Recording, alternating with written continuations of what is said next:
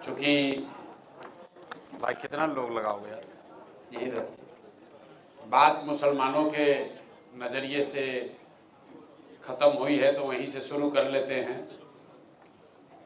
भाई साहब ने एक सवाल पूछा कि आपने कहा कि मुसलमानों की कोई ज़रूरत नहीं है सत्ता में आने के लिए। मैं भी फिर से दोहरा देता हूँ, इसको भी फिर वायरल कर लीजिएगा कि सत्ता में आने के लिए मुसलमानों की कोई ज़रूरत नहीं है। और ये सिर्फ हम नहीं कह रहे, अगर आप ऑब्जेक्टिवली भी देखिएगा तो आज भाजपा सत्ता में है।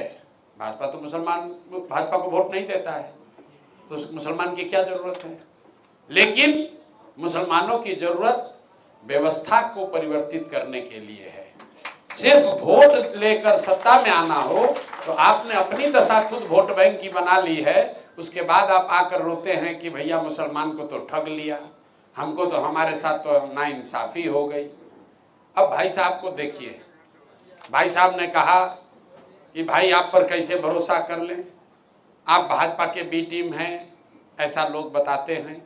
इनको ये भी बहुत चिंता है कि मेरे पास पैसा कहाँ से आता है। तो मेरे भाई, आज से पहले तो जनसुराज नहीं था। 30 वर्ष से आप निश्चिंत होकर बिना किसी के झांसे में आए हुए आपने लालटेन को ही वोट दिया, किसी ने आपका वोट नहीं काटा।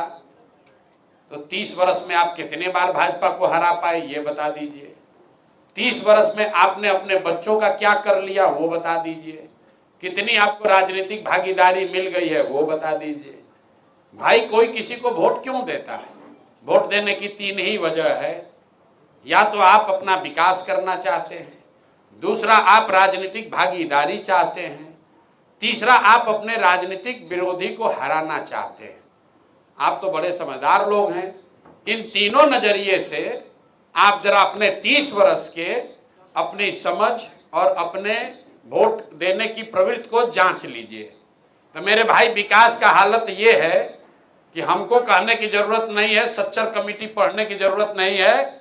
आप खुद जानते हैं कि बिहार में दलितों के बाद अगर सबसे ज्यादा कोई गरीब, बदहाल, फटेहाल है तो मुसलमान ही है। तो 30 वर्ष से तो आपको विकास तो नहीं मिला है, इस पर तो कोई बहस नहीं कीजिएगा।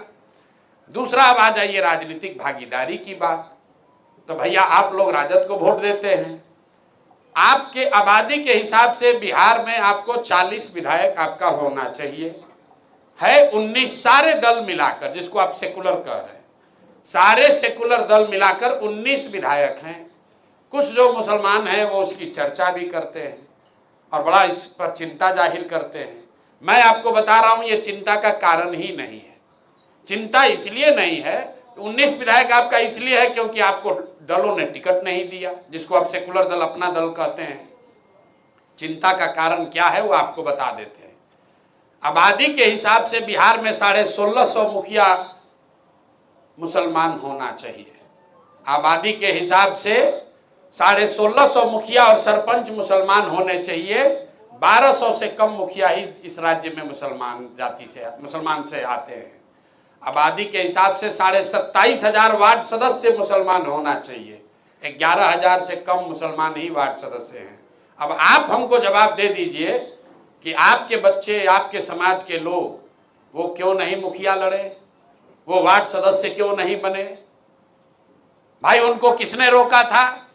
उनको उस मानसिकता ने रोका है जिसकी आप इतनी तरफदारी कर रहे हैं। क्योंकि आज से 30 वर्ष में लालू जी जैसे पार्टियों ने आपको ये बता दिया कि आप अल्पसंख्यक हो, जीना चाहते हो तो हमारे पीछे रहो, लालटेन में किरासन तेल बनकर जलते रहो, खुद खड़ा होने की कोशिश मत करना। और आपको समझ में भी नहीं आ रहा। अब आप जितने यहां मुसलमान बैठे हुए हैं, आप तो बहुत सब पढ़े लिखे दानिश्वर लोग भी होंगे, जरा सोच कर बताइए आपके किस किताब में, किस हदीस में, किस आयत में ये बात कही गई है कि आप अल्पसंख्यक हैं? अरे भाई, आप तो मुसलमान हैं, आपको अल्पसंख्यक किसने कह दिया? आपके दिमाग में इतना घुसेड़ दिया है कि आप भी खड़े होते हैं, कहते हैं हम अल्पसंख्यक हैं। अल्पसंख्यक कब हो गए भाई? हम तो किसी सिख को नहीं सुने ये कहते हुए कि हम अल्पसंख्यक हैं। कोई जैन तो नहीं कहता है कि मैं अल्पसंख्यक हूं। कोई बुद्ध को मानने वाला तो अल्पसंख्यक नहीं बताता है। आप लोग अपने को अल्पसंख्यक क्यों बताते हैं? क्योंकि आपको इतना डरा दिया गया है। अल्पसंख्यक, आप पढ़े लिखे आदमी, अल्पसंख्यक का जाके डेफिनेशन पढ़िए। अल्पसंख्यक कोई जाति धर्म नहीं है, ये मानसिकता है, जिसमें समाज का वर्ग, एक वर्ग है जो अपने आप को अल्पसंख्यक बताता है। वो मान लेता है कि मैं अपनी सुरक्षा के लिए, अपने वेल बीइंग के लिए, अपनी तरक्की के लिए बहुसंख्यक समाज के पीछे ही चलूंगा। ये काम आपको लालू जी जैसे सेकुलर दलों ने किया है। अब आप कह रहे हैं कि आपको भैया बड़ा दिक्कत हो रहा है कि पैसा कहां से आ रहा है। मेरे भाई, पैसा कहां से आ रहा है ये तो हम रोज बता रहे हैं, लेकिन आपको तो सुनना है नहीं। आपको नहीं सुनना है। क्यों नहीं सुनना है ये आपको बता दे रहे हैं। जनसुराज एक मजबूती से यहां प्रयास कर रहा है, तो मुसलमानों की हालत देखिए। कह रहा है आदमी तो अच्छा है, लेकिन पैसा कहां से आ रहा है। जरूर भाजपा वाला वोट दे रहा होगा, जरूर भाजपा वाला पैसा दे रहा होगा। अगर हम मजबूती से नहीं लड़ रहे होते, जिसको आपने कहा स्कॉर्पियो चल रहा है, स्कॉर्पियो चलने में इतना पैसा नहीं लगता है, 2-4 हजार आपको दे सकते हैं। स्कॉर्पियो चलाने में पैसा नहीं लगता है, पैसा दूसरे चीज में लगता है। लेकिन अगर इतने मजबूती से नहीं लड़ रहे होते तो यहीं के मुसलमान कहते आदमी तो बहुत भला है, लेकिन मजबूती से लड़िए नहीं रहा। अरे मेरे भाई, आपको दोनों ओर से नहीं मानना है। इसलिए नहीं कि आपको प्रशांत किशोर पर भरोसा नहीं है, इसलिए कि आपके दिमाग में इतना डर बैठा दिया गया है कि आप कुछ सोचने के स्थिति में ही नहीं है। मुसलमान कहता है कि मैं अल्लाह को छोड़कर किसी से नहीं डरता हूं, और मैं रोज कैमरे पर कहता हूं कि आपसे ज्यादा डरपोक कोई कौम इस देश में है नहीं। भाजपा का डर दिखाइए और आपसे जो कराना है करा लीजिए। आपको बताया गया इस्लाम में कि हक और बातिल में आपको हक के साथ खड़ा होना है, और अभी आपने क्या बात की? हक की बात नहीं कर रहे हैं, सही गलत की बात नहीं कर रहे हैं, तादाद की बात कर रहे हैं। 5000 वोट कौन काटेगा? किसका वोट ज्यादा है उसी के साथ चलेंगे। अरे आप तो मुसलमान हैं, अगर तादाद की बात होती तब तो इस्लाम शुरू ही नहीं होता। इस्लाम को शुरू करने वाले तो 2 ही लोग थे, तादाद तो उनके विरोध में थी। आप जरूर सवाल पूछिए, अगर हम कुछ गलत कह रहे हैं उस पर सवाल जरूर कीजिए, लेकिन ये सवाल करना जायज नहीं है कि तादाद आपके साथ है कि नहीं। मेरे भाई, तादाद की चिंता करोगे साथ भी खड़े रहोगे, हक के साथ नहीं खड़े रहोगे, और इसीलिए आपकी ये दुर्दशा है। आपकी दुर्दशा, हम मुसलमान पर पूरा ये समय नहीं बिताना चाहते हैं। आपने कहा कि आप बहुत वीडियो देखे हैं, तो हम एक पैगंबर साहब की बात हमेशा कहते हैं कि आपको लग रहा है कि आज मुसलमानों की दुर्दशा है, तो भाई प्रशांत किशोर को छोड़िए। पैगंबर साहब ने क्या कहा? आपने कहा कि आज का जो सत्तारूढ़ आदमी है, जो आदमी सत्ता में बैठा है, वो सब हुक्मरान जो है वो जालिम है, ये मुसलमानों की चिंता नहीं करते हैं, आपके हक की, आपके बच्चों की, आपकी सुरक्षा की चिंता नहीं करता है। तो भाई, इस नजरिए से इस्लाम में क्या कहा गया? पैगंबर साहब ने कहा कि जिस कौम को अपनी रहनुमाओं की समझ नहीं होगी उसके ऊपर जालिम हुक्मरानों को मुसल्लत कर दिया जाएगा। तो हमसे मत पूछिए कि लालू अच्छे हैं कि खराब हैं, हमसे मत कहलवाइए कि कांग्रेस अच्छा है कि खराब है। अगर आप कह रहे हैं कि आज के हुक्मरान जालिम हैं, तो बात भैया पैगंबर साहब ने कही है, गलत तो हो नहीं सकती है। आधा लाइन मत पढ़िए। अगर आज के हुक्मरान जालिम हैं तो इस बात का प्रमाण है कि आपके जैसे दानिश्वर लोगों ने भी अपने रहनुमाओं को चुनने में गलती की है, तभी ये दुर्दशा हुआ। अब आपको बता देते हैं पैसा कहां से आता है। पैसा डॉक्टर साहब के पास कहां से आता है? डॉक्टर साहब रोगी देखते हैं, पैसा आता है। वकील साहब के पास पैसा कहां से आता है? वकील साहब वकालत करते हैं, देखिए बगल में बैठे, बहुत रुपया रखे हैं बोड़ा में बढ़ के। शिक्षक है, बिजनेसमैन है, पैसा कहां से आता है? पैसा सरस्वती से आता है, बुद्धि से आता है। जिसके पास बुद्धि है उसके पास पैसा है। जहां सरस्वती रहेंगी वहां लक्ष्मी आएगी ही आएगी। आपको लग रहा है कि प्रशांत किशोर बहुत बड़ा पैसा खर्चा कर रहा है, इतना पैसा हम अभी जाकर एक इलेक्शन करेंगे तो इसका 4 गुना पैसा फीस में ले लेंगे। आपको नहीं समझ है, आपको ये समझ नहीं है बिहार में पैसा है किसके पास? यहाँ तो जिसको 50 करोड़ रुपया हो गया उसको पता ही नहीं चल रहा है कि धरती पर रहे कि आकाश में चल रहे। सिवान में 100-200 करोड़ रुपया किसी के पास होगा तो आप तो यही ना कहिएगा कि बाप रे बाप, इनके पास तो इतना पैसा है। था है नहीं है। उनका 200 करोड़ का जमींदारी बिक जाएगा, बॉम्बे में एगो फ्लैट नहीं खरीद पाएंगे। देश बहुत आगे चला गया मेरे भाई। जितने में पूरा बिहार का इलेक्शन होता है, इतने में तमिलनाडु में, आंध्र प्रदेश में एक MP अपना चुनाव लड़ता है। आपको लग रहा है बड़ा पैसा लग रहा है, ये बहुत बड़ा पैसा नहीं है। ये बहुत बड़ा पैसा नहीं है, क्योंकि हम लोग पैसा लूट कर घर नहीं बना रहे हैं। जो पैसा मिलता है समाज से मिलता है, उस पैसे का इस्तेमाल कर रहे हैं ताकि लोगों को जगाएं, लोगों को बताएं कि भाई ये प्रयास किया जा सकता है। जैसा किसी साथी ने कहा, बिल्ली के गले में घंटा बांधना है तो घंटी खरीदने भर तो पैसा होना ना चाहिए। नहीं घंटी बनाएगा तो कैसे काम चलेगा। आप जो लोग यहाँ बैठे हैं, अब मुद्दे पर आइए। इसका परिणाम क्या होगा? अच्छा होगा, खराब होगा, शिक्षा सुधरेगी, नहीं सुधरेगी? मेरे भाई, सबसे पहले जरूरी है आपको यह समझना, अपने आप से ये पूछना कि बिहार को सुधारने का प्रयास होना चाहिए कि नहीं होना चाहिए। हम आपसे सवाल उत्तर नहीं पूछ रहे, आपको अपने आप से जाकर घर में पूछना है कि भाई बिहार को सुधारने का प्रयास होना चाहिए कि नहीं होना चाहिए। आज हो या 10 वर्ष के बाद हो, प्रयास आप करें या हम करें, करना तो किसी न किसी बिहार के ही आदमी को पड़ेगा। कोई दूसरा आकर करने वाला नहीं है। अब यहाँ बहुत हिंदू साथी बैठे हुए हैं। हम लोग महाभारत में अभिमन्यु की कथा पढ़ते हैं। अभिमन्यु की कहानी आप लोग भी सुने होंगे।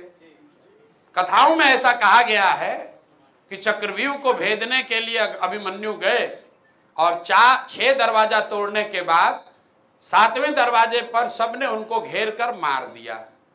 लेकिन इतिहास में आज भी अभिमन्यु के शौर्य की चर्चा होती है, उनके प्रयास की चर्चा होती है। उनको घेर कर मारने वाले का बात कोई नहीं करता।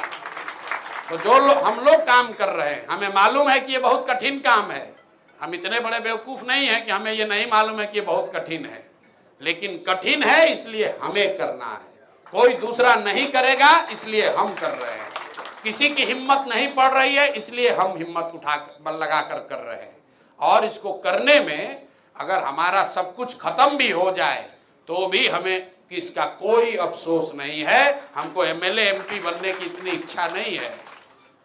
MLA MP बनकर, मंत्री बनकर जितना पैसा, नाम, शोहरत, पावर आप ले सकते हैं, उससे बहुत ज्यादा ऊपर वाले ने हमको दिया हुआ है।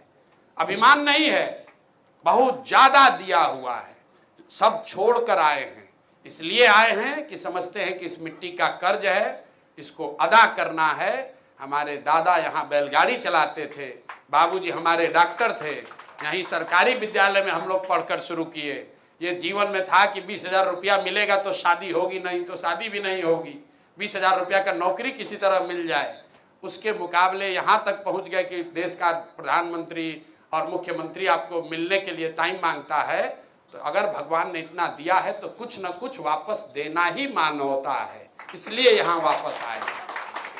मुसलमानों का वोट लेने नहीं आए हैं। इसीलिए वो बतवा कहे थे तो आपको बुरा लगा कि मुसलमानों के वोट की जरूरत नहीं है।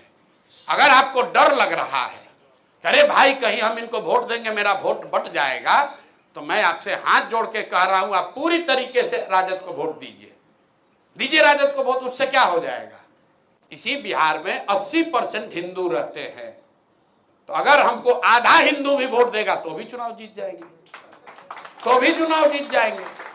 लेकिन फिर आपसे बात क्यों कर रहे हैं? आपसे बात इसलिए कर रहे हैं, मुसलमानों से के पास इसलिए जा रहे हैं कि अगर गांधी की बात कर रहे हैं, बाबा साहब का चित्र लगाए हुए हैं, तो सिर्फ चित्र नहीं है। गांधी की विचारधारा तब तक पूरी नहीं हो सकती है जब तक कि आप 20% मुसलमानों को भी उसके साथ लेकर न चले। और आप जैसे लोगों के लिए इतना ही कहेंगे कि मेरे भाई आपको चलना है जनसुराज में ही, चलना आपको जनसुराज में ही है, क्योंकि सत्य की अपनी एक ताकत है, क्योंकि जीतेगा जनसुराज ही। हम नहीं कह रहे, ये मत समझिए कि हमारा कोई अहंकार है। ये तो बात इस्लाम में बताई गई कि ईमानदारी से किया हुआ जद्दोजहद कभी बेकार जा ही नहीं सकता। और हम अगर ईमानदारी से कोशिश कर रहे हैं तो जीतेगा भैया जनसुराज ही। आप लोगों को खाली इतना ही तय करना है मुसलमानों को कि आप अभी कंधा लगाइएगा, अगर अभी लगाइएगा तो निश्चित तौर पर हमारी लड़ाई आसान हो जाएगी, लेकिन अगर नहीं भी लगाइएगा तो कोई आपसे शिकवा शिकायत नहीं है। हम अपना गुणा गणित करके आए हैं कि आप मदद नहीं भी कीजिएगा तो हमको चुनाव कैसे जीतना है। जीतने के बाद आपके पास फिर से आएंगे, आपकी मदद के लिए आएंगे, लेकिन तब आएंगे तो आपसे हर्जाना भी वसूलेंगे। अभी तो जब आपको मौका पड़ा था आप साथ नहीं दिए, तो जब जीत कर आएंगे तो हम शाकाहारी आदमी हैं, आपसे जीत का सेवई भी खाएंगे और आपको साथ लेकर चलेंगे भी, क्योंकि जनसुराज सिर्फ बिहार के लिए नहीं है, इसका नाम बिहार से जुड़ा हुआ नहीं है।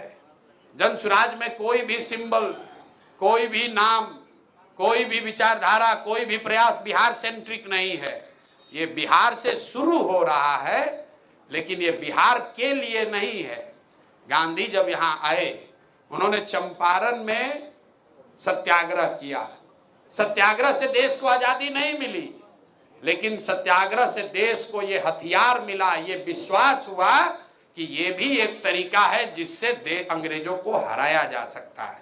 तो बिहार में जो हम लोग प्रयास कर रहे हैं, अगर इसमें सफलता मिली तो निश्चित तौर पर विचारधारा के आधार पर आगे भाजपा के सामने एक बड़ी मजबूत ताकत खड़ी की जा सकती है, और वो बिहार से शुरू होगी। और ये निश्चित जानिए कि होना ही होना है, क्योंकि जब बिहार में होगा तो पूरा देश का आदमी कहेगा जब बिहार में हो गया तो हम लोग तो कर ही लेंगे, क्योंकि आज बिहार को कोई चांस नहीं दे रहा है। ये मान ही नहीं रहा कि भैया बिहार में कैसे कर लीजिएगा। रह गई बात, अब आपने कहा भाई जनसुराज आएगा, किसी ने पूछा स्किल्ड कीजिएगा कि एजुकेटेड कीजिएगा। ये नया सवाल पहली बार हमने सुना है, इसलिए पहले इनका उत्तर दे देते हैं। स्किल्ड और एजुकेटेड में भैया हम तो लोगों को एजुकेटेड ही करना चाहते हैं। आप लोग ये बात समझिए, स्किल्ड को अगर आप डिफाइन करेंगे तो वो ब्लू कॉलर जॉब है, मतलब फैक्ट्रियों में जो लोग काम करते हैं, मैन्युफैक्चरिंग में जो काम करते हैं, उसको आप स्किल्ड कह सकते हैं। एकदम टेक्निकली सही डेफिनेशन नहीं है, लेकिन समझने के लिए आपको बता रहे हैं। और एजुकेटेड जो लोग हैं उनको व्हाइट कॉलर जॉब है। अगर आप सॉफ्टवेयर इंजीनियर हैं, आप एजुकेटेड हैं, स्किल्ड नहीं हैं, एजुकेटेड हैं, आपने सॉफ्टवेयर की ट्रेनिंग ली है, तो आप व्हाइट कॉलर जॉब कर सकते हैं। लेकिन अगर आप प्लम्बर हैं, आप स्किल्ड हैं, तो आपको प्लम्बिंग का काम मिलेगा। तो मैं ऐसा समझता हूं कि बिहार में अगर आपको सही मायनों में तरक्की देखनी है, आज न हो, 10 वर्ष के बाद हो, 20 वर्ष के बाद हो, तो आपको अपने इतिहास को देखना है। बिहार कभी मैन्युफैक्चरिंग का हब नहीं रहा है। बिहार इस देश का सबसे गौरवशाली इतिहास वाला राज्य है, लेकिन वो गौरवशाली इतिहास तब था जब बिहार ज्ञान की भूमि थी। यहाँ बुद्ध को भी ज्ञान मिला, रामचंद्र जी को पढ़ने यहीं आना पड़ा, जैन धर्म की शुरुआत यहीं से हुई, चाणक्य, आर्यभट्ट, नालंदा, विक्रमशिला, ये सब आप सुनते हैं। जरा आप बताइए, कभी सीमेंट का फैक्ट्री बिहार में रहा है? कभी सीमेंट के फैक्ट्री के तौर पर आप नहीं जाने गए, कभी आप स्टील बनाने वाले राज्य के तौर पर नहीं जाने गए। तो हम लोग मैन्युफैक्चरिंग हब नहीं हो सकते हैं। अब इसका सीधा मतलब कोई निकाल लेगा, कह रहे थे कि इंडस्ट्री नहीं चाहिए, वो बात नहीं है।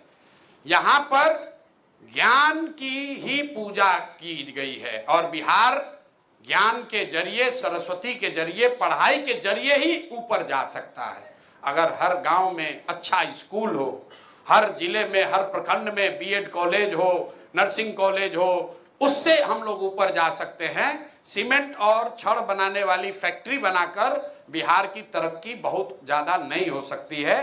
तो एक लाइन का आपका आंसर ये है कि स्किल्ड और एजुकेटेड में मेरा अपना विजन है कि मैं बिहार को एजुकेटेड देखना चाहता हूं, और जो स्किल्ड है उसके हाथ में पैसा पूंजी देना चाहता हूं, ताकि वो मजदूर न बनकर सेल्फ एम्प्लॉयड हो, एंटरप्रेन्योर हो, बिजनेसमैन हो, बाहर जाके मुंबई में प्लम्बिंग न करे, बिहार में आकर काम करे।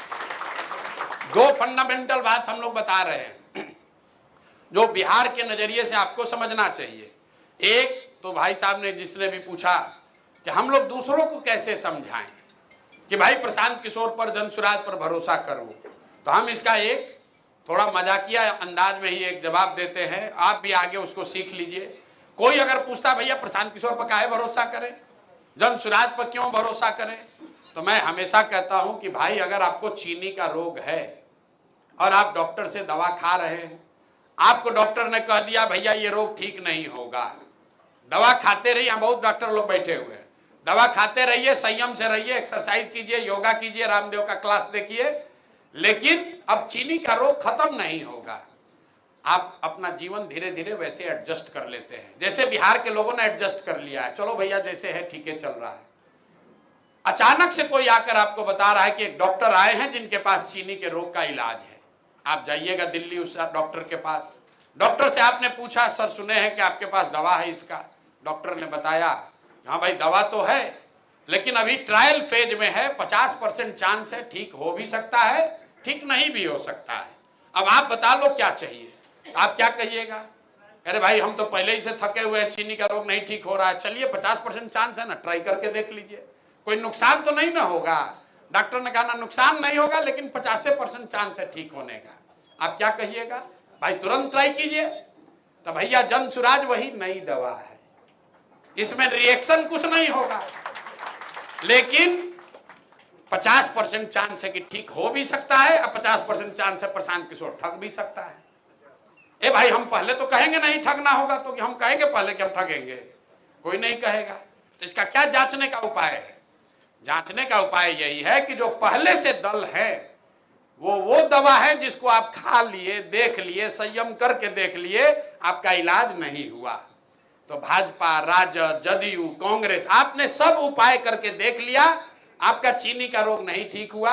अब जनसुराज एक नई दवा आई है, 5 वर्ष के लिए ट्राई करना है कर लो, और नहीं तो पुराना एक्सपायर दवा ही खाकर जीते रहिए। तय आपको करना है भाई, आप तय कर लीजिए। अब हमारे पास कोई दूरबीन तो है नहीं कि हम आपको दिखा दें कि भाई हम आगे आपको नहीं ठगेंगे। यही उपाय है कि लोकतंत्र में, और ये सिर्फ जनसुराज के लहजे से नहीं है बात, आप ये समझिए, लोकतंत्र इतनी अच्छी व्यवस्था है कि इसमें आपको दिमाग लगाना ही नहीं है कि किस पर भरोसा करें किस पर नहीं करें, बस पलटते रहिए हर 5 वर्ष पर, 5 वर्ष पर पलटते रहिए। नेताओं में डर बना रहे कि भैया अगर काम नहीं करेंगे जनता हटाएगी। मैं एक आंकड़ा देता हूं हमेशा, इस देश में 5 ऐसे राज्य हैं जहां इस देश की 1/3 इकोनॉमी है, पूरी अर्थव्यवस्था का 1/3 अर्थव्यवस्था सिर्फ 5 ही राज्य में है, केरल, तमिलनाडु, आंध्र प्रदेश, तेलंगाना और कर्नाटक।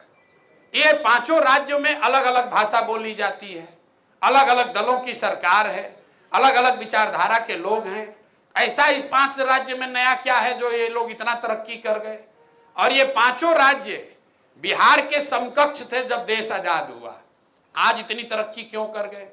एक बात आप ध्यान दीजिएगा, इन 5 राज्यों में आज तक कोई भी दल, कोई भी नेता 10 वर्ष से ज्यादा मुख्यमंत्री बना ही नहीं है। लोग वहां पलटते रहते हैं, जो भी रहो भैया 5 वर्ष मौका दिया आगे बढ़ाओ। जनसुराज भी आएगा अगर उसको आपने मौका लगातार दे दिया। यही नीतीश कुमार पहले 5 साल में खूब काम किए। इवन लालू यादव जब पहली बार आए थे अपने ही नजरिए से सामाजिक न्याय का ही बात कर रहे थे, लेकिन कुछ तो कर रहे थे। जब आप परमानेंट किसी को रख दीजिएगा तो निश्चित तौर पर आपका नुकसान होगा। जनसुराज भी अगर यहां लगातार बना रहेगा तो यहां पर भी वो काम नहीं करेगा। ये दुनिया भर में आपने देखा होगा, अमेरिका में, बड़े बड़े देशों में ये नियम है कि कोई भी व्यक्ति 10 वर्ष से ज्यादा प्रधानमंत्री या प्रेसिडेंट नहीं बन सकता है। क्यों? क्योंकि साइंस भी ये कहता है कि 10 वर्ष के बाद आप कोई नया आमूल चूल नया काम नहीं कर सकते हैं। गिरी जी मान लीजिए वकील है, तो पहले 10 वर्ष में खूब नाम कमा लिए, अब उसके बाद खाली पैसा कमा रहे हैं, नया कुछ नहीं इजाद कर रहे हैं। डॉक्टर लोग बैठे हुए हैं, प्रैक्टिस 10 वर्ष जब जमा, बहुत मेहनत किया, उसके बाद कुछ नया इजाद नहीं कर रहे हैं। अब शहनवाज साहब रोज ऑपरेशन कर रहे हैं, रुपया गिन रहे हैं। तो उसी तरह मेरे भाई ये साइंस है, हंसने की बात नहीं है। आप इसको पढ़ के देख लीजिए, बिहेवियरल साइकोलॉजी में आप ये पढ़िएगा तो आपको पता चलेगा कि 10 वर्ष के बाद कोई भी नया आमूल चूल काम आप नहीं कर सकते हैं। तो इसलिए आप बदलते रहिए। अब आ जाइए, बस 2 बात और कहेंगे और उसके बाद आप जाइए खाना खाइए। दो जो महत्वपूर्ण बात है कि आखिर बिहार में शिक्षा सुधरेगी कैसे, उसके लिए जनसुराज ने जो 2 पॉइंट प्रोग्राम दिया। उससे पहले एक चीज खाली बता दें, किसी ने पूछा मनरेगा से कृषि को जोड़िएगा कि नहीं। बिल्कुल जोड़ेंगे भैया, रोज कह रहे हैं, लेकिन सशर्त जोड़ेंगे। उन किसानों को मनरेगा का मजदूर मिलेगा जो फूड ग्रेन की खेती छोड़कर नकदी फसल की खेती करेंगे। बिहार में 55 लाख हेक्टेयर जमीन है जिसमें खेती हो सकती है, उसमें सिर्फ 2 लाख हेक्टेयर जमीन में ही नकदी फसल की खेती होती है।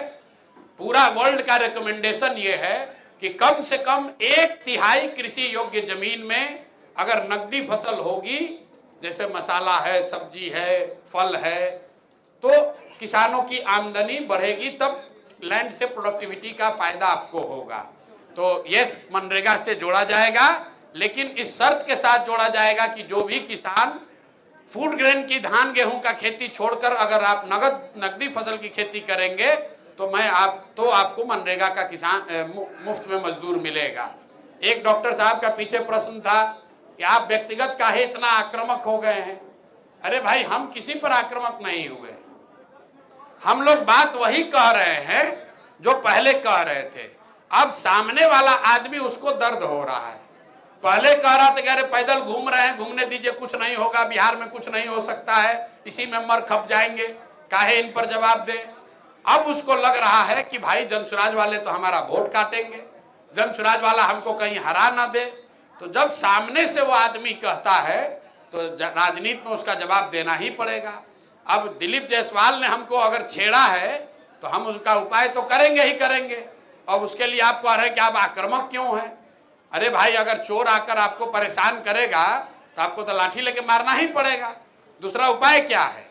तो हम आक्रामक नहीं है, व्यक्तिगत टीका टिप्पणी आज भी नहीं करते हैं, सिवाय उसके जहां पर सामने से नेता आकर उलझ रहा है। सामने से सर्वदलीय नेता अशोक चौधरी आकर उलझ गए, हमने उनको बताया भाई ये सर्वदलीय नेता हैं। दिलीप जायसवाल आकर उलझ गए, कह रहे हैं कि हम लोग डेटा चोरी कर रहे हैं। तो हम बताया हमने कि भाई ये सिखों का कॉलेज चोरी करके बैठा हुआ है, ये आदमी हमको कह रहा है डेटा चोरी कर रहा है। तो उनका सिर्फ जवाब दे रहे हैं, आक्रामक नहीं हुए हैं। फोकस आज भी बिहार को सुधारने पर है। अगर आप मेरा वीडियो देखते हैं तो 10 में 9 बात आज भी बिहार को सुधारने का सकारात्मक बात ही करते हैं। अब एक खाली शिक्षा वाली बात समझ लीजिए, शिक्षा सुधारने के लिए जनसुराज का क्या प्लान है। हम लोग 2 बात कह रहे हैं। पूरे दुनिया में अगर आप स्टडी कीजिएगा तो एक चीज निकल के आएगा कि rather than taking good school to every children, it is much better to take every child to the good school. मतलब हर गांव में, हर शहर में बढ़िया स्कूल बनाने के बजाय अगर आप अच्छे स्कूल स्ट्रेटेजिक लोकेशंस पर बना दें और स्कूल बस की सुविधा दे दें ताकि बच्चे स्कूल तक पहुंच पाए, तो वो बेहतर मॉडल है। अब बिहार में क्या हुआ है कि पिछले 30-40 सालों से समता मूलक शिक्षा नीति के नाम पर पूरी व्यवस्था में इतने स्कूल बना दिए गए, स्कूल नहीं मतलब स्कूल के बिल्डिंग बना दिए गए कि जहां बिल्डिंग है वहां शिक्षक नहीं है, जहां शिक्षक है वहां बिल्डिंग नहीं है, जहां दोनों है वहां बच्चे नहीं है, जहां तीनों है वहां उस पढ़ाई नहीं है। किसी ने कहा कि आप भी खिचड़ी वाला स्कूल बनाएंगे। बिल्कुल बनाएंगे साहब, खिचड़ी तो खिलाएंगे, कोई दिक्कत नहीं है। ये भ्रम मत पालिए कि खिचड़ी खाने से, खिचड़ी बंटने से स्कूल खराब हुआ है। अगर खिचड़ी बांटने से स्कूल खराब होता तो भैया खिचड़ी तो सिर्फ 6वीं क्लास तक ही बंटता है, उसके ऊपर पढ़ाई क्यों नहीं हो रही है। कुछ लोग कहता है भैया नियोजित शिक्षकों की गुणवत्ता से शिक्षा खराब हो गई। अरे भाई, ये भी सही बात नहीं है। अगर सिर्फ नियोजित शिक्षकों की वजह से शिक्षा व्यवस्था खराब होती तो पटना साइंस कॉलेज और पटना कॉलेज में पढ़ाई क्यों नहीं हो रही है। वहां तो नियोजित शिक्षक नहीं है, वहां पर तो खिचड़ी नहीं बंट रही है। शिक्षा की स्थिति इसलिए खराब है कि समाज और सरकार, मैं फिर से कह रहा हूं, समाज और सरकार दोनों की प्राथमिकता में शिक्षा है ही नहीं। समाज में भी लोग जो हैं वो शिक्षण संस्थाओं को सरकारी लाभ पाने का केंद्र के तौर पर उसको समझते हैं। आप गांव में चलिए, अगर पोशाक का, साइकिल का पैसा नहीं आया तो हेडमास्टर साहब को लोग 4 गो गाली देंगे, आपको भी बताएंगे हेडमास्टर वाला लूट लिया, हमको साइकिल का पैसा नहीं दे रहा है। लेकिन उसी विद्यालय में, उसी हेडमास्टर के नीचे अगर का कोई टीचर साल भर नहीं आया है तो लोगों को कोई चिंता नहीं है। यही हाल सरकार का है। सरकार सोच रही कि मास्टर साहब को इतना रुपया दे रहे हैं, ये सब पढ़ा तो रहा नहीं है, तो चलो भाई लोग से कुछ दूसरा ही काम कराओ, इनसे वोटर लिस्ट बनवाओ, इनसे सफाई करवाओ, तो जिसको आप लोग कहते हैं गैर शैक्षणिक कार्यों में आपको लगा दिया। तो ये दोष पूरे सरकार और समाज दोनों का है। हम लोग इसको सुधारने के लिए क्या कह रहे हैं? हम लोग इसको सुधारने के लिए ये कह रहे हैं कि बिहार में हर प्रखंड में कम से कम 10 बढ़िया विद्यालय बनाए जाएं।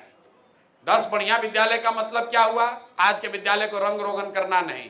हमने आपके रेफरेंस के लिए कहा कि नेतरहाट के स्तर का अगर 10 विद्यालय बना दिया जाए और हर बच्चे को स्कूल बस की सुविधा दे दी जाए, तो 10 तो ज्यादा है, 5 भी अगर आप बना देंगे तो किसी भी बालक को किसी भी गांव से 20 मिनट से ज्यादा समय नहीं लगेगा वहां पहुंचने में। अब नेतरहाट के जैसा विद्यालय यहां बनाया जा सकता है कि नहीं, उसका अगर आप अध्ययन करेंगे, नेतरहाट भी सरकारी विद्यालय था, बिहार झारखंड सरकार की ओर, बिहार सरकार ही उसको चलाती थी। एक विद्यालय से 1500 से ज्यादा IAS IPS बने हैं। उस विद्यालय से अगर वैसा हर प्रखंड में विद्यालय आपको बनाना है तो कितना पैसा लगेगा? हर साल करीब करीब 17,000 से 20,000 करोड़ रुपए का खर्च आएगा। इसलिए जनसुराज ये कह रहा है कि हम लोग हर साल जो 60,000 करोड़ का शिक्षा बजट है उसका 1/3 पैसा इन विद्यालयों को नेतरहाट के स्तर का बनाने पर खर्च करेंगे। मतलब हर साल हर प्रखंड में एक विद्यालय, पूरे बिहार में 550 विद्यालय 17 से 20,000 करोड़ रुपया लगाकर नेतरहाट के स्तर का उनको बनाया जाएगा। तो अगले 5 वर्ष में अगर 5-5 विद्यालय भी बन गए तो पूरे बिहार में आपको इंडिया का सबसे बेहतर प्राइमरी एजुकेशन सिस्टम बन जाएगा। 5 वर्ष लगेगा, लेकिन अब 5 वर्ष बच्चों का उम्र तो रुकना नहीं है। इसलिए हम लोगों ने कहा कि जिसको भी भैया, जब तक ये सरकारी व्यवस्था नहीं सुधरेगी, आप अपने बच्चे को, आपके पास ये अवसर होगा कि आप अपने बच्चे को प्राइवेट स्कूल में भेजिए और उसका फीस सरकार की ओर से दिया जाएगा। अब आदमी तुरंत खड़ा होता है, अरे आप तो कह रहे हैं प्राइवेट, सब तो प्राइवेट में चला जाएगा। बिल्कुल नहीं जाएगा। दुनिया भर का रिसर्च बताता है कि अगर पब्लिक और प्राइवेट दोनों सुविधा उपलब्ध हो तो लोग पब्लिक वाले में, सरकारी में जाना चाहते हैं। अगर आपको कोई कहे कि आपका बच्चा अगर मेडिकल करेगा रमैया से, उसका फीस सरकार भरेगी, और दूसरा विकल्प है कि आपका बच्चा पटना मेडिकल कॉलेज से मेडिकल करेगा, आप क्या चाहिएगा? आप कहिएगा भैया हमको फीस नहीं चाहिए, हमको पटना मेडिकल कॉलेज से मेडिकल कराना है। अगर आपसे कोई ये कह दे कि भैया आपको पटना मेडिकल कॉलेज में एडमिशन लेना है, पटना साइंस कॉलेज में बच्चे को पढ़ाना है कि MAT में पढ़ाना है, MAT में पढ़ाइएगा सरकार पैसा देगी, साइंस कॉलेज में पढ़ाइएगा पैसा सरकार नहीं देगी, तो आप क्या कहिएगा? भैया पैसा अपना जेब से लगेगा, लेकिन बच्चे को साइंस कॉलेज में पढ़ाना चाहते हैं, MAT में नहीं भेजना चाहते हैं। ये दुनिया भर में रिसर्च है। तो हम लोग ये कह रहे हैं कि जब तक सरकारी व्यवस्था नहीं सुधरेगी तब तक आपको ये सुविधा होगी कि आप अपने बच्चे को प्राइवेट स्कूल में भेजिए और प्राइवेट स्कूल का खर्चा एक रेगुलेटेड फीस सरकार की ओर से दिया जाएगा, ताकि 5 वर्ष 10 वर्ष में बैंडेड नहीं, नई शिक्षा व्यवस्था बनाने में जो समय लगे उसकी वजह से आपके बच्चे सफर ना करें। अब एक अंतिम बात लोगों को लगता है भाई सरकारी व्यवस्था का क्या होगा? भाई सरकारी व्यवस्था भी मुफ्त नहीं है। ये आपका भ्रम है कि सरकारी विद्यालय मुफ्त है। बिहार में प्राइमरी स्कूल में एक बच्चे को, सरकारी विद्यालय जो प्राथमिक विद्यालय है उसमें एक बच्चे को पढ़ाने का खर्चा है 864 रुपया। ध्यान रखिए, ये आपको कोई नहीं बताएगा, कहीं पढ़िएगा दैनिक जागरण हिंदुस्तान में नहीं पढ़ने को मिलेगा। 864 रुपया आपका, हमारा बिहार सरकार का टैक्स का पैसा खर्च होता है एक प्राथमिक विद्यालय के बच्चे पर, और पर मंथ। और वहां पर प्राइवेट स्कूल का फीस क्या है? 400, 500, 600, गांव में हम बात कर रहे हैं। तो ऐसा नहीं है कि सरकारी विद्यालय फ्री है। जो सरकारी टीचर है वो 80,000 रुपया ले रहा है, नहीं पढ़ा रहा है। अब वही आदमी जब प्राइवेट में पढ़ाता है 20,000 रुपया ले रहा है और पढ़ा रहा है। तो सरकारी व्यवस्था मुफ्त नहीं है। जन सुराज की सोच ये है कि अगले 10 वर्ष में हर प्रखंड में 10 नेतरहाट के स्तर के विद्यालय बनाए जाएं और 10 वर्ष तक बच्चे सफर न करें, इसके लिए उनको प्राइवेट में पढ़ने की सुविधा दी जाए। तो शिक्षा को सुधारने का, प्राइमरी विद्यालय को, किसी ने कहा, तेजस्वी यादव ने कहा शायद कि हम वर्ल्ड क्लास यूनिवर्सिटी बनाएंगे। हम अभी यूनिवर्सिटी की बात नहीं कर रहे। इसका मतलब ये नहीं कि हमारा यूनिवर्सिटी पर ध्यान नहीं है, लेकिन आप बात को समझिए। बिहार में 10% बच्चे ही, 10% से कम बच्चे ही 12वीं क्लास पास करते हैं। दलितों की, मुसलमानों की, पिछड़ों की बात करने वाले लोग, जो अभी किसी ने कहा कि सरकार जांच कराती है, रिपोर्ट लाती है, उसको पढ़ती भी नहीं है। अभी जातीय जनगणना हुआ, उसमें निकल कर आया कि आज भी बिहार में 3% दलित समाज के बच्चे ही 12वीं पास करते हैं। 5% अति पिछड़ा समाज और 7% मुसलमानों के बच्चे ही 12वीं पास कर रहे हैं। और आपके रहनुमा कह रहे हैं हम वर्ल्ड क्लास यूनिवर्सिटी बनाएंगे। तो हमारा सवाल यह है, भाई जब हमारा बच्चा 12वीं पासे नहीं करेगा तो वर्ल्ड क्लास यूनिवर्सिटी में कौन पढ़ेगा? तो पहले बिहार में जरूरत है स्कूल के एजुकेशन को ठीक करने का। और ये भी साइंस है, अगर आप 15 साल तक के बच्चे को आपने ठीक पढ़ा दिया तो वो दुनिया में किसी भी व्यवस्था में अपनी जगह बना सकता है।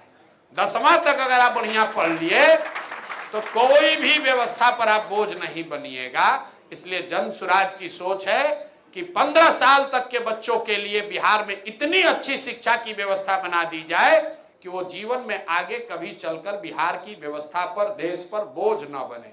अब दूसरी बात, जो लोग 15 से ऊपर चले गए, रोजगार का पलायन की जो बात है, बहुत आदमी कह रहा है अरे ऐसे ही कह रहे हैं, कैसे रोक देंगे पलायन? बिल्कुल 1 साल में पलायन को रोक दिया जाएगा। कैसे रुकेगा पलायन? क्योंकि आपको समझना है पलायन के सभी पहलुओं को। पलायन सिर्फ श्रम का नहीं है, व्यक्ति का पलायन नहीं है। बिहार से सबसे बड़ा पूंजी का पलायन है। पूंजी मतलब जो पैसा आप बैंक में रखते हैं, वहां से बैंक हर साल 2.5 लाख करोड़ रुपया बाहर भेजते हैं। पिछले साल बिहार में लोगों ने, यहाँ की गरीब जनता ने 4.5 लाख करोड़ रुपया बैंक में रखा। कितना? 4.5 लाख करोड़। और बैंकों ने आपको लोन के तौर पर, ऋण के तौर पर कितना पैसा दिया? 1,61,000 करोड़। बाकी का पैसा कहां गया? बाकी का पैसा बैंक वाला यहां कमरा में थोड़े न रखा है। इस पैसे को बैंक वालों ने भेज दिया गुजरात, तमिलनाडु, आंध्र प्रदेश, तेलंगाना, केरल, जहां पर बिजनेस एक्टिविटी हो रही है, जहां रोजगार के अवसर है। इसको सीडी रेशियो कहते हैं। हम ज्यादा समय आपका नहीं लेंगे, अगर आपको समझना है तो आरबीआई का जाकर सीडी रेशियो देखिएगा। बिहार में सीडी रेशियो है 40%। मतलब 100 रुपया आप बैंक में रखते हैं तो बैंक वाला सिर्फ 40 रुपया ही यहाँ कर्ज के तौर पर देता है। और देश में ये रेशियो है 70। और जो राज्य आगे हैं, तेलंगाना में 80, आंध्र प्रदेश में 105, तमिलनाडु में 95, गुजरात में 94, केरल में 98, ये वहां का सीडी रेशियो है। तो बिहार में आपको बाहर से पैसा चाहिए, लेकिन उससे पहले जरूरत इस बात की है कि जो पैसा हमारा आपका है वो बैंक वाले अगर बिहार में लोगों को देने लगे तो उसी से 2 से 2.5 लाख करोड़ रुपया एक्स्ट्रा हर साल यहां उपलब्ध होगा। तो जन सुराज ये कह रहा है कि 6 महीना के अंदर सीडी रेशियो को राष्ट्रीय औसत के बराबर भी अगर कर दिया जाए, 70% भी कर दिया जाए, तो बिहार में हर वर्ष 2 से 2.5 लाख करोड़ रुपया बैंकों के जरिए आपको मिलने लगेगा। तो आप समझिए, आप लोग यहाँ आए होंगे गाड़ी से, कोई मोटरसाइकिल से आया होगा। अगर आपको बैंक पैसा न दे तो आप में से आधे लोग ऐसे हैं जो गाड़ी और मोटरसाइकिल नहीं खरीद सकते हैं। आप इसलिए खरीद पा रहे हैं क्योंकि आपको लोन पर वो मिल रहा है। पहले आदमी घर बनाता था, 1 कमरा बनाता था, फिर 2 बरस पैसा जमा करता था, फिर लिंटर करता था, फिर 1 तल्ला बनाता था। अब HDFC से जाकर, SBI से जाकर आप 50 लाख लोन लेते हैं, घर बना लेते हैं, फिर EMI देते रहिएगा 50 साल। तो बिहार में जन सुराज की सोच ये है कि जो युवा है, जिसके पास स्किल है लेकिन पूंजी नहीं है, उसको सीडी रेशियो सुधार कर उसके हाथ में पूंजी दिया जाए ताकि वो यहाँ स्वरोजगार कर सके। तो जिस दिन यहां से पूंजी का पलायन रुकेगा उस दिन यहां से बुद्धि का पलायन रुकेना शुरू हो जाएगा। क्योंकि अगर हमको यहाँ बिजनेस करने का अवसर हो तो हम रुकेंगे तो हम यहाँ जॉब क्रिएट करेंगे, 10 आदमी अपने आप रुकेगा। तो जो हम लोग का फॉर्मूला है, पूंजी का पलायन रुकेगा तो बुद्धि का पलायन रुकेगा, और जिस दिन पूंजी और बुद्धि का पलायन बिहार में रुक गया उस दिन श्रम का पलायन अपने आप रुक जाएगा। अभी जिसके पास भी पैसा है, बुद्धि है, वो बिहार छोड़कर बाहर जा रहा है, उसको रोकने की जरूरत है। अगर उसको रोकिएगा तब यहां से पलायन रुकेगा। चीनी का फैक्ट्री लगाकर पलायन नहीं रुकेगा। चीनी का फैक्ट्री लगाइएगा, 2-4-5 हजार आदमी को नौकरी मिल जाएगा, 50 हजार को नौकरी मिल जाएगा, लेकिन उससे पलायन नहीं रुक सकता है। जो लोग आपको बता रहे हैं कि भैया हम सरकारी नौकरी दे देंगे, बिहार में इसका भी बड़ा नशा है, हर आदमी सरकारी नौकरी चाहिए, इसी पर लोग लड़ रहे हैं, आरक्षण कितना मिलेगा। अरे भाई एक आंकड़ा याद रखिए, पिछले 78 साल में बिहार में चपरासी से लेकर मुख्य सचिव तक सबका गिनती गणना कर लीजिएगा तो 23.25 लाख लोग ही सरकारी नौकरी करते हैं। 13 करोड़ की आबादी है, सिर्फ 23.25 लाख लोग ही सरकारी नौकरी करते हैं। मतलब परसेंटेज के टर्म पर हुआ 1.97%।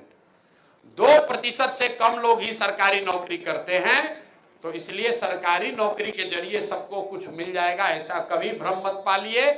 और ये भी नहीं है कि बिहार में ऐसा है, देश के लेवल 3.3% लोग ही सरकारी नौकरी करते हैं।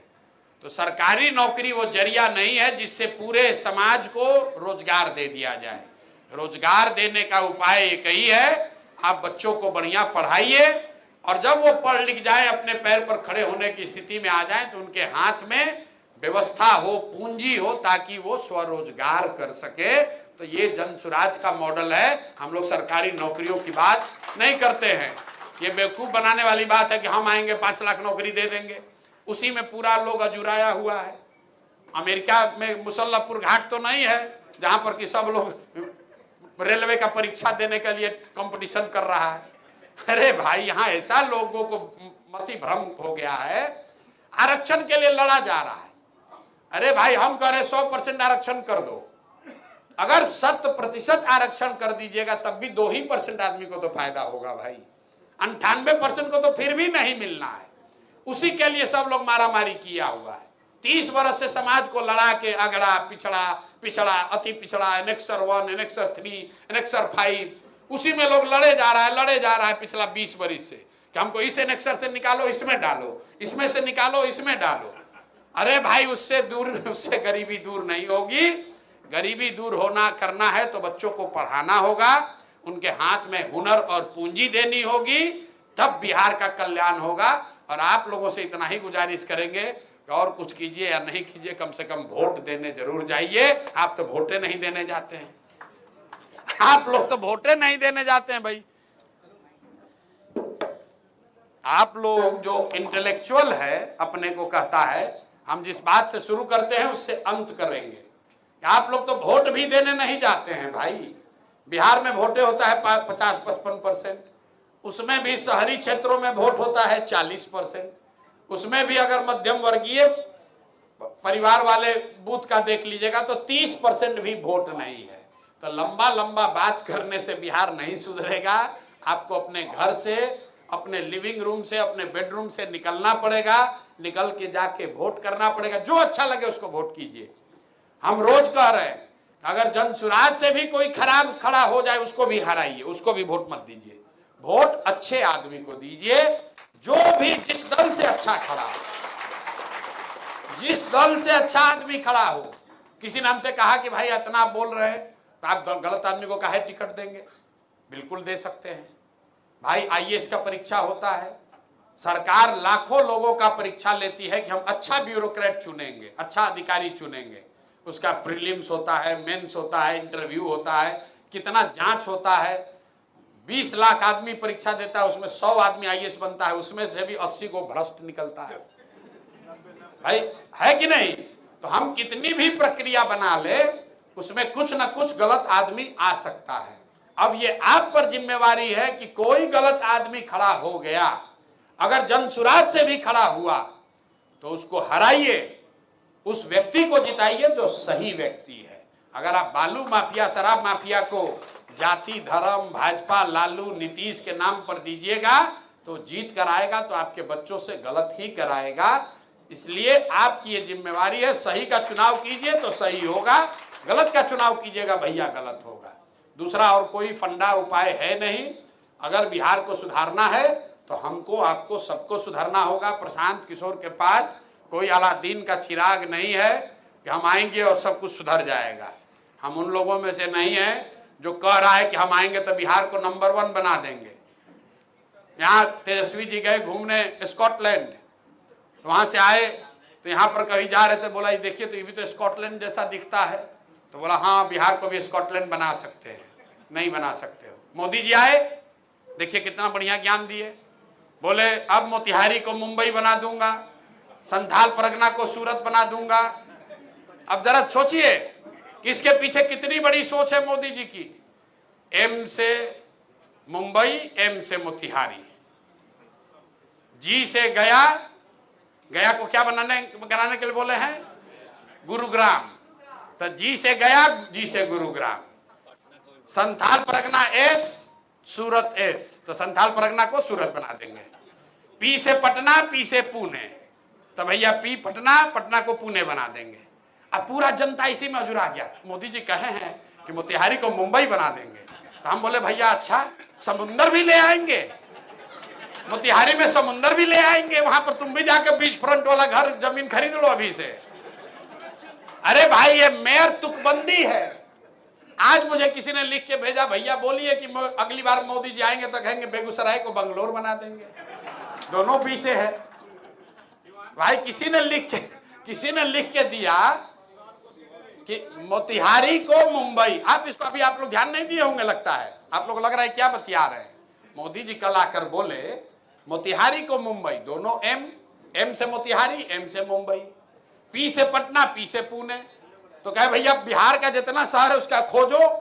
कोई लिखने वाले ने बताया सर पी से पटना, पी से पुणे। अच्छा ठीक है, पटना को पुणे बना दो। संथाल परगना सूरत, अच्छा ठीक है, दोनों एस है, संथाल परगना को सूरत बना दो। एम से मोतिहारी, एम से मुंबई। ऐसा ही किसी ने, अब नाम नहीं बताएंगे किसने लिखा था, काशी को क्योटो बना देंगे। वो भी के से काशी, के से क्योटो था। तो वैसे ही क्योटो था ना जापान वाला, तो वही वाला लाइनवा कोई लिख दिया है, 4 को दिखला कर बोल गए मोतिहारी में। तो मेरे भाई ये सब बात चलती रहेगी। अभी फिर कोई कहेगा आप काहे पर्सनल अटैक कर रहे हैं। पर्सनल अटैक नहीं कर रहे हैं। जनता को कोई नेता बेवकूफ नहीं बना रहा है, जनता खुद ही बेवकूफ बनने के लिए तैयार बैठी हुई है। आओ रे भैया हमको लूट लो, आओ भैया हमको। अब लोग मजा ले रहे हैं कि मोतिहारी को मुंबई बना देंगे मोदी जी। अरे भाई कम से कम 1 मिनट रह के सोच तो लो। तेजस्वी जी ने कहा मैं 2500 रुपया दे दूंगा सबको।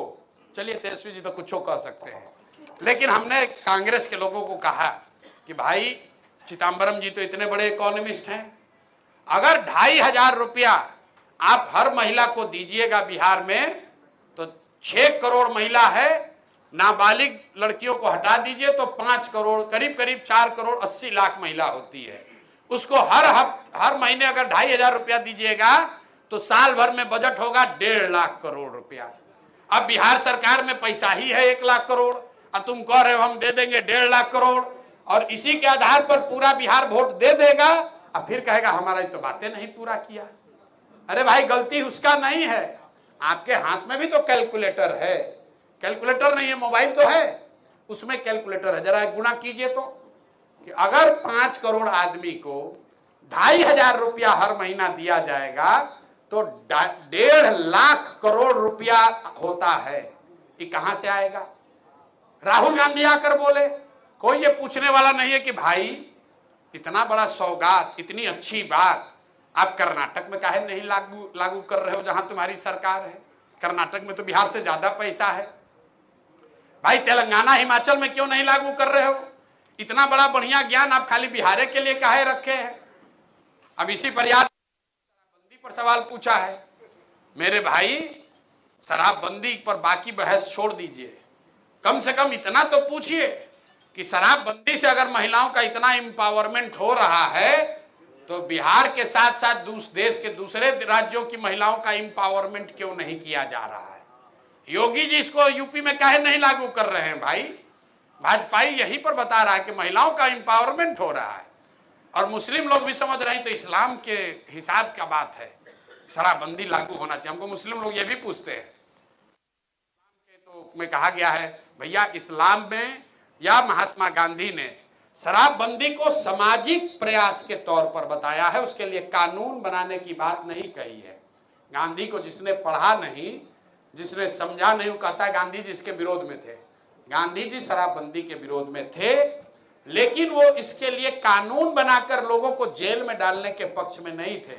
उन्होंने शराबबंदी को सामाजिक प्रयास के तौर पर बताया और इस्लाम को मानने वाले लोगों के लिए तो बहुत खतरनाक है। अगर आप ये कहिएगा कि कानून बनाकर शराबबंदी लागू किया जाए, तो कल होकर कोई कानून बना देगा कि गांधी जी कहे थे कि शाकाहारी होना अच्छा है, जो मांसाहार करेगा उसको भी जेल में डाला जाएगा।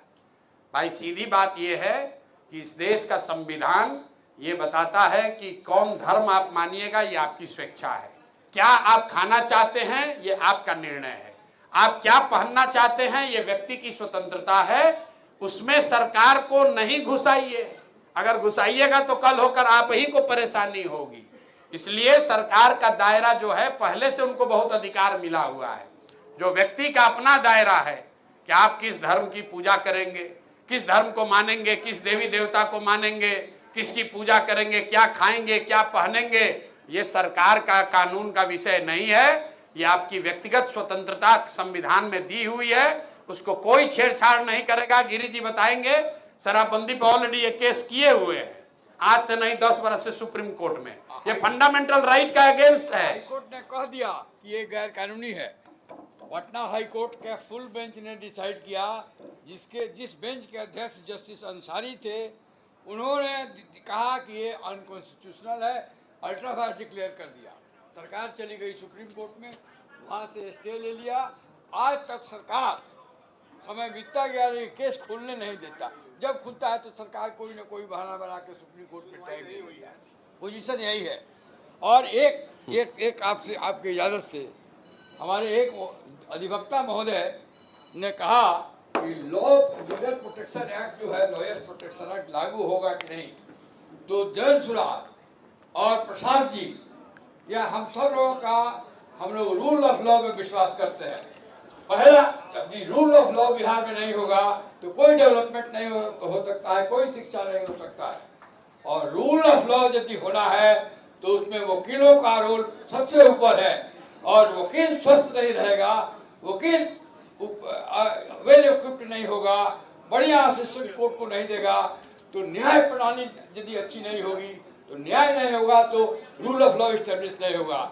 इसलिए वकीलों का ख्याल रखने के लिए प्रशांत जी ने हमें अपने पार्टी का लीगल ऑर्गेनाइजेशन जो लीगल सेल का अध्यक्ष बनाए हैं। और मैं आप लोगों का सब कुछ वर्कआउट कर रहा हूँ, चिंता न करें, मैं हूँ वहाँ। और प्रशांत जी ने मुझे पूरी आज़ादी दे रखी है। हाँ, रूल ऑफ लॉ लागू होना चाहिए। सुरक्षा, रूल ऑफ लॉ सबके लिए लागू होना चाहिए। हाँ बिल्कुल। ये अभी देखिए सरकार ने कितना गलत निर्णय लिया। यहाँ जनप्रतिनिधि लोग भी हैं, उनको फायर आर्म्स दे दिया, लाइसेंस दे दिया। कई लोगों को बड़ा अच्छा लग रहा है। हमको लोग बोल रहा है, किसी ने कहा कि आप वोट के लिए तो नहीं बोलिएगा। हम जानते हैं कि मुखिया सरपंच को ये अच्छा नहीं लगेगा, लेकिन हम इसका विरोध कर रहे हैं कि आपको लाइसेंस, आर्म्स का लाइसेंस नहीं मिलना चाहिए। अगर सबके पास हथियार होगा, सबके पास आर्म्स होगा, उससे तो समाज में आप और वायलेंस बढ़ा रहे हैं। अरे भाई, स्थिति ये होनी चाहिए कि सरकार कहे कि भाई जिसके जिसके पास आर्म्स है सरेंडर कर दीजिए, आपकी सुरक्षा का जिम्मा हमारा है, तब न स्थिति बनेगी। अगर हर आदमी सुरक्षा के लिए आर्म्स रखना पड़े, तब तो बहुत ज्यादा हाराकिरी हो जाएगी। ये नहीं होना चाहिए। एक अंतिम बात, पीछे किसी ने पूछा था आर्मी वाले साथी ने, तो मेरे भाई यहीं पर बिहार में लॉ एंड ऑर्डर को कंट्रोल करने के लिए सैप बनाया गया था। और इसलिए आप लोग की ये दुर्दशा है अभी, क्योंकि सैप को जो क्रेडिट मिला, उसके वजह से यहाँ के जो एस्टेब्लिश्ड ब्यूरोक्रेट्स हैं, ब्यूरोक्रेसी है, उनको लगा कि कानून व्यवस्था हम लोग ठीक किए और सारा क्रेडिट इस सैप वाला ले जा रहा है। इसीलिए सरकारी यहाँ व्यवस्था में एक्स जो रिटायर्ड आर्मी के लोग हैं, पैरामिलिट्री के लोग हैं, उनको कोई जगह यहाँ पर बिहार में अन्य राज्यों के मुकाबले उस तरह की सुविधा यहाँ नहीं है। क्योंकि सैप का जो एक्सपेरिमेंट किया गया था तो बहुत ज़्यादा समाज के स्तर पर उनको क्रेडिट बहुत मिला कि नीतीश जी आए, उन्होंने एक्स आर्मी वालों का इस्तेमाल किया, चौक चौराहे पर लोग खड़े हुए, वो काला पट्टा बांध कर गन लेकर, उससे कानून व्यवस्था सुधरी। तो सरकार को ऐसा लगा कि तो सब क्रेडिट ये लोग ले जा रहा है, इसलिए पैरामिलिट्री और मिलिट्री से रिटायर्ड लोगों को अब सरकारी व्यवस्था में